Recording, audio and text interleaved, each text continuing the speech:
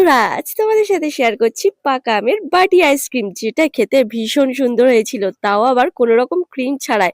তো কি করে বানিয়েছি সেটাই তোমাদের সাথে শেয়ার করে নেবো। তো চলো দেখতে থাকো ভিডিওটা।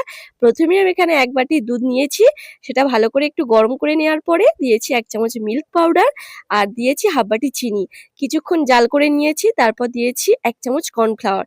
কর্নফ্লাওয়ারটা তোমরা আগে থেকে একটু দুধের সাথে মিশিয়ে দেবে বা জলের সাথে সামান্য 1-2 চামচ জলের সাথে মিশিয়ে দিতে পারো। আমি ওটা ব্লেন্ড করব, তো না মেশালেও চলবে, ওটা ব্লেন্ড করলে ওটা মিশে যাবে। তো এখানে দেখো একটা পাকা আম ভালো করে কেটে নিচ্ছি, আর ওইদিকে দুধের মিশ্রণটাও নামিয়ে রেখেছি, একটু ঠান্ডা করে নিচ্ছিলাম।